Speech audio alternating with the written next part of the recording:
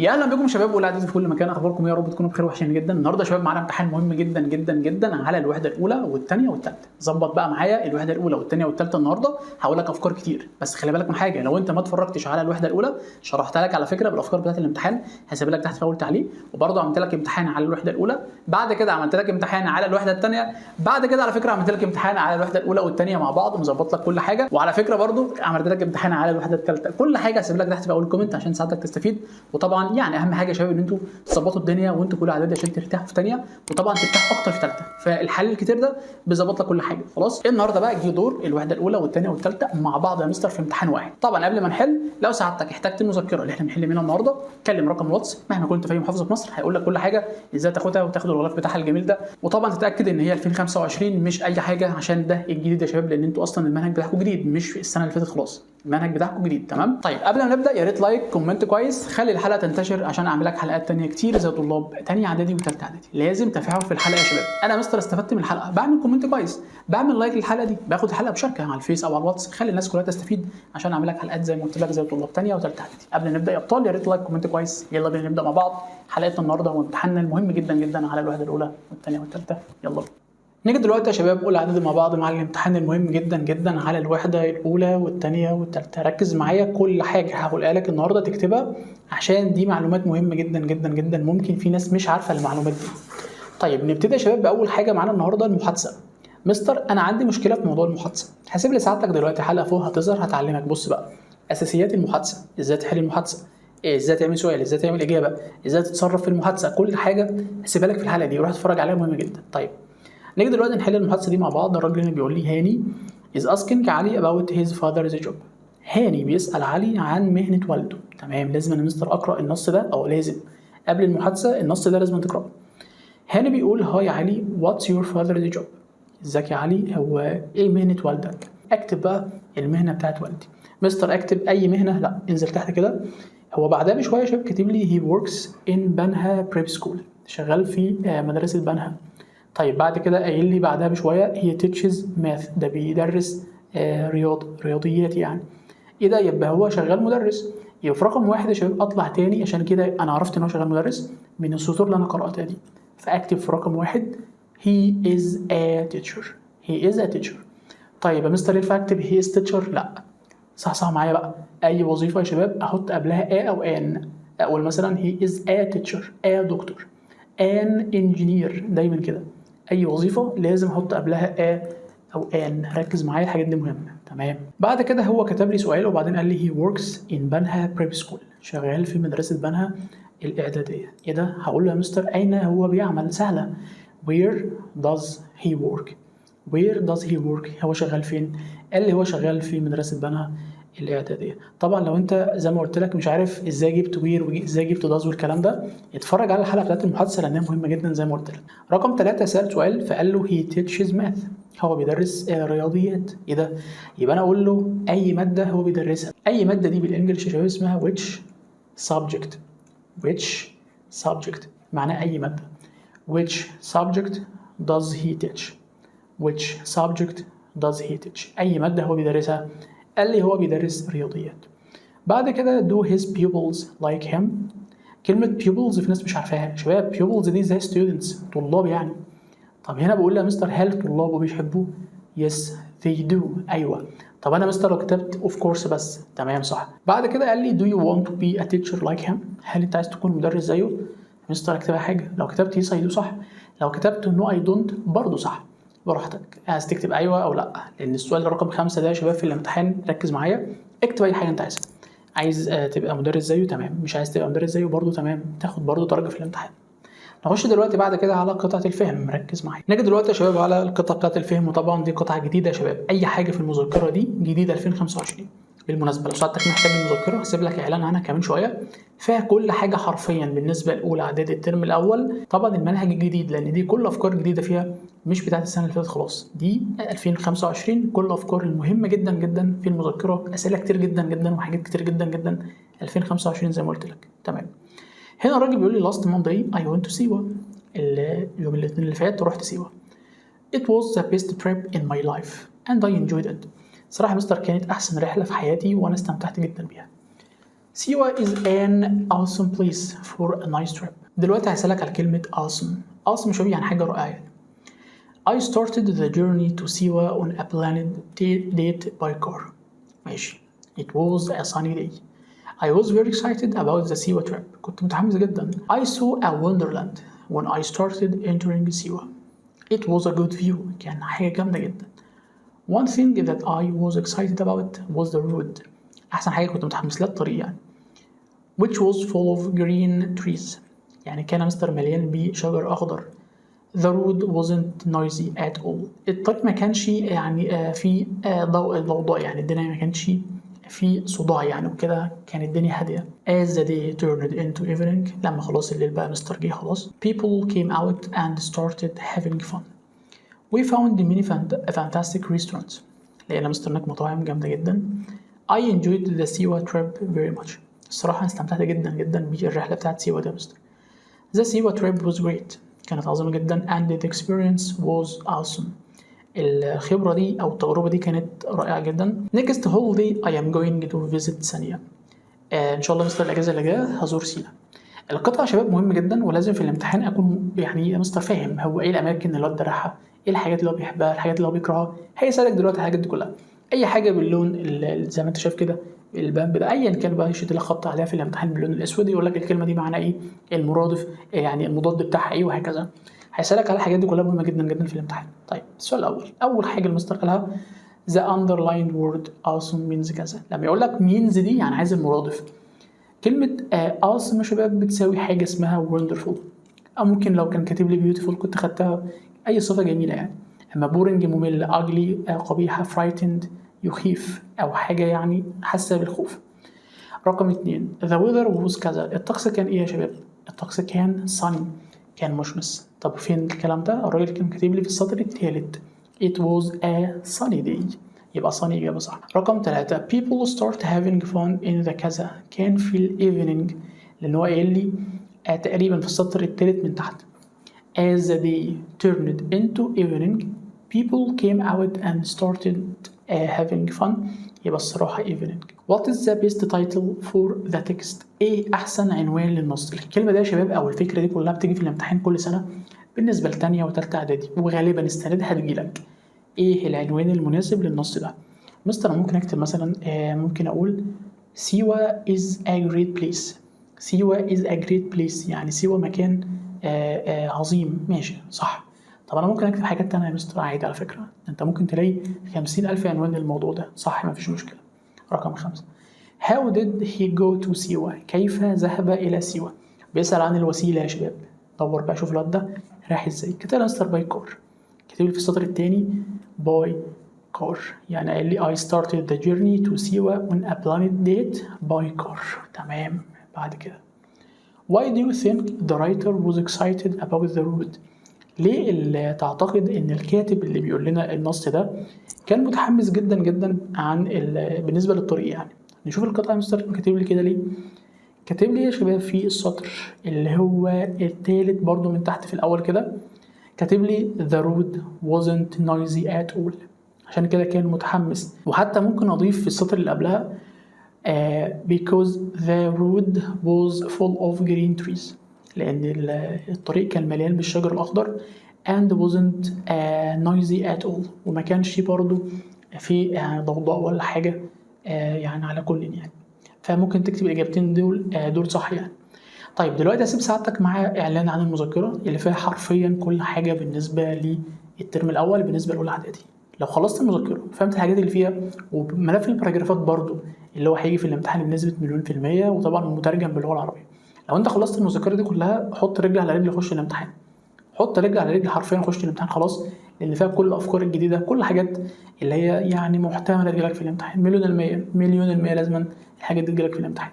خلاص بعد كده هنرجع مع بعض نحل كلمات وقواعد الوحده الاولى والثانيه والثالثه والكلمات برضو. يلا بينا سيبك مع الإعلان الاول وبعدين نرجع على الكلمات والقواعد. حبايبي الغاليين، اخباركم يا رب تكونوا بخير. طبعا انا اسف ان انا قطعت عليكم الحلقه، ولكن في حاجه مهمه جدا، موضوع المذكره، لان في ناس كتيره جدا سالتنا عليها. ركز معايا كويس جدا عشان اعرفك ازاي هتقفل الامتحان لو خدت المذكره دي. ركز معايا بقى. اول حاجه يا ابطال، زي ما انتم شايفين كده في المذكره، الكلمات بتاعت اي درس، مثلا الدرس الاول والثاني في اي وحده مشروحه بالصور زي ما انت شايف كده.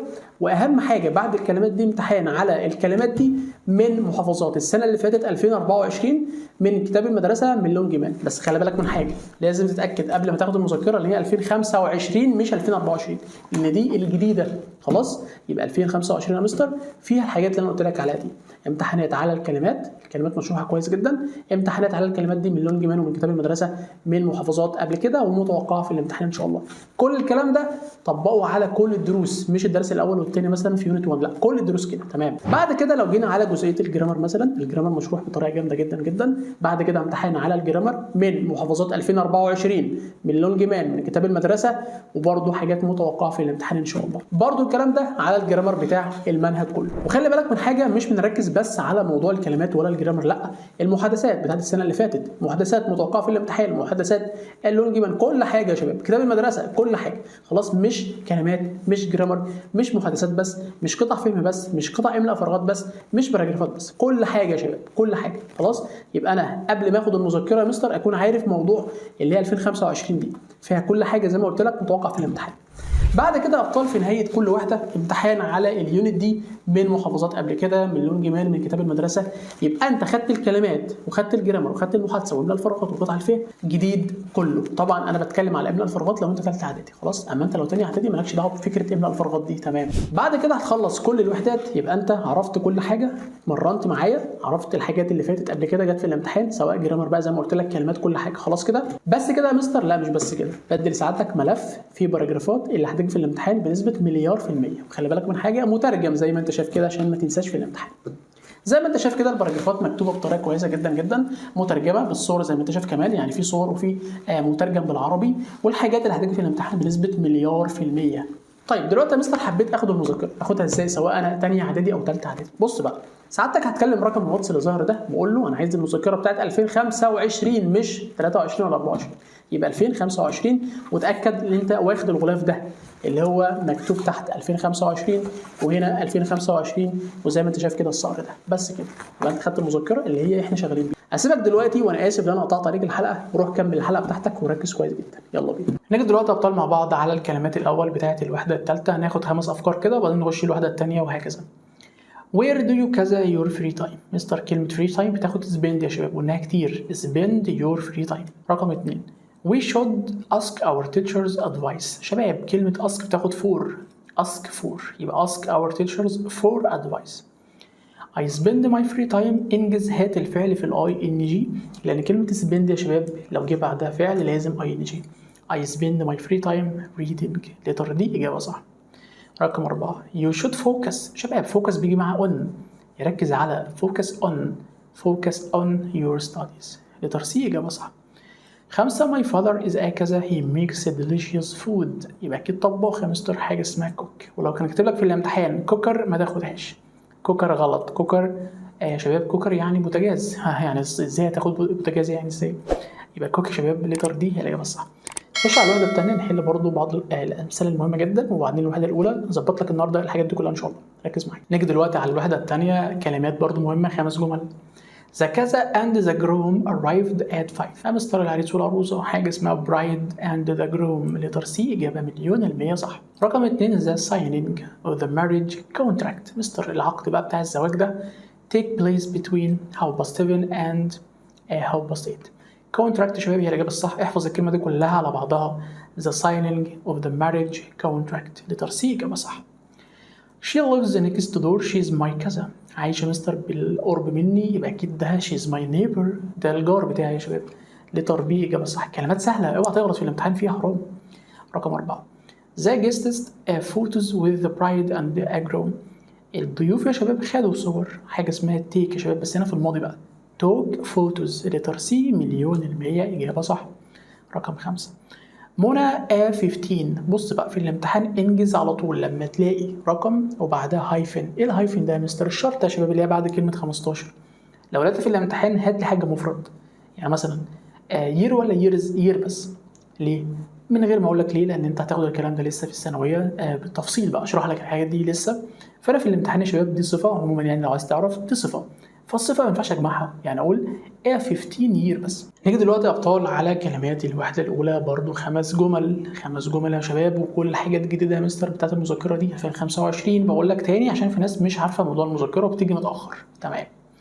كذا is someone who trains players and helps them improve in a sport. ده الكوتش، ده تعريف الكوتش، الكابتن يا شباب. لتر سي هو ده الكابتن اللي بيعلم الناس رياضه، او يعني اللاعبين بيدربهم وبيساعدهم ان هم يحسنوا اي رياضه يعني. بعد كده what a vacation activities do you كذا every summer. activity يا شباب تاخد do اصلا، يبقى do لتر سي. she lives the next ده لسه حالنا دلوقتي she is my neighbor. تمام. رقم 4 محمد is a fantastic football player he كذا many goals. محمد ده شباب لاعب كورة رائع جدا، هو بيحرز أهداف كتير. scores letter C، إجابة صح، يحرز أهداف. ورقم 5 milk is good space you. مستر كلمة good معناها جيد، بس أنا عايز أقول يا شباب هنا معناه يعني إيه، هو كويس ليك. حاجة اسمها good for معناه يعني مفيد لي، يبقى good for letter دي إجابة صح. طيب نيجي دلوقتي على قواعد بقى الوحده الاولى، نحل برضو 4 جمل كده وبعدين نخش الوحده الثانيه والثالثه. لاست سمر فيكيشن اي كذا تو لوكسور. يا مستر الكلام ده لاست سمر ماضي، عايز تصريف تاني انجز على طول. اي وينت، برافو عليك. رقم 2 وير ديد هي ليف وين هي كذا ا تشايلد. كلمه ديد هنا عرفتني الجمله دي باست يا شباب، ماضي، فلازم اجيب فيرب تو بي في الماضي اللي هو was aware، وهي هنا مفرد تاخد was a child.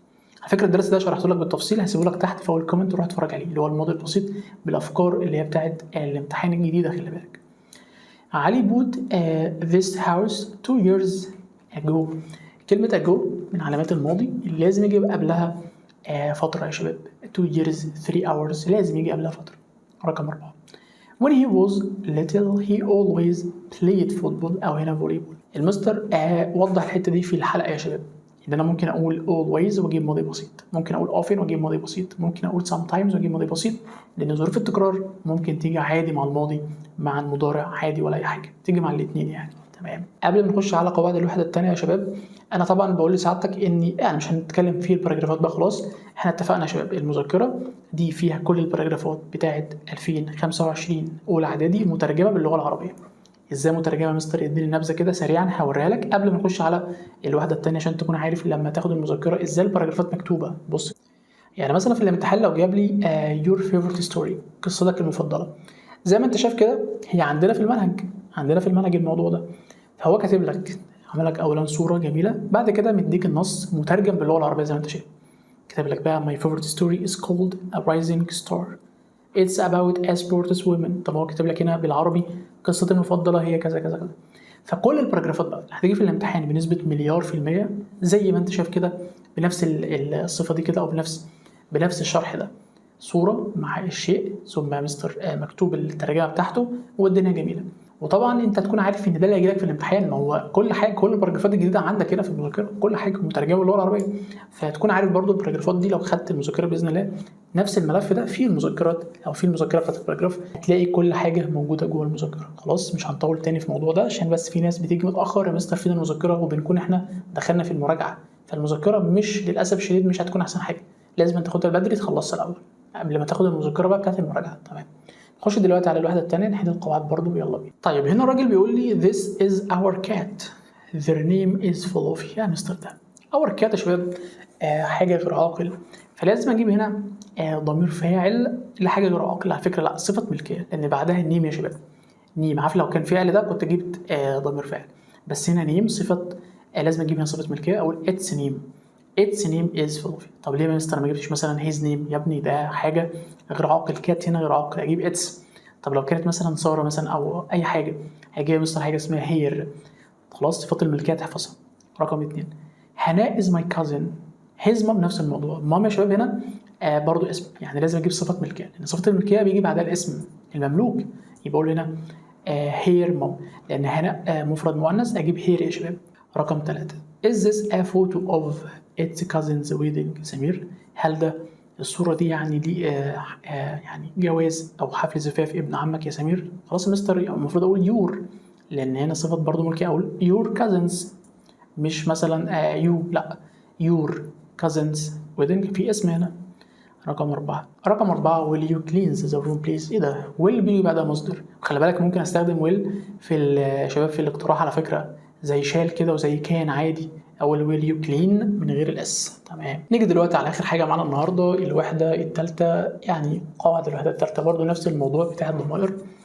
clean the car for كذا please. طبعا اي غلط لان for حرف جر يا شباب، يجي بعدها دايما ضمير مفعول، فالضمير المفعول بتاع اي مي. clean the car for me please. رقم 2 like fish. بص بقى هنا like فعل يا شباب، وكده كده اللي بيجي في اول الجمله وبعدها فعل يا مستر بيكون دايما يا شباب الضمير الفاعل. طب انا ضمير فاعل من ماي ايه؟ I like fish. رقم 3 look they كذا sing. خلي بالك look من كلمات او من الكي ووردز، يعني كلمات الداله بتاعت المضارع المستمر، يجيب am is are ing. طيب they جمع are. طب sing لازم نحط ing are singing. رقم 4 she study now. نفس الموضوع now يا شباب مضارع مستمر، عايز am is are ing. she مفرد is، خلاص study احط ing. she is studying إجابة صح. بعد كده خلاص خلصنا.